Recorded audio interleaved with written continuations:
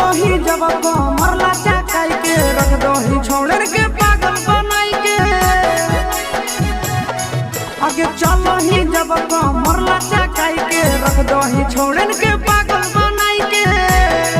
आगे टाइट कपड़ा में कसल जवनिया खिला हटो करे टाइट कपड़ा में कसल जवनिया खिला हटो करे के छोड़ी तोरा कमर रहिला बेजोड़ के छोड़ी तोरा कमर बड़ी बेजोड़ के छोड़ी तोरा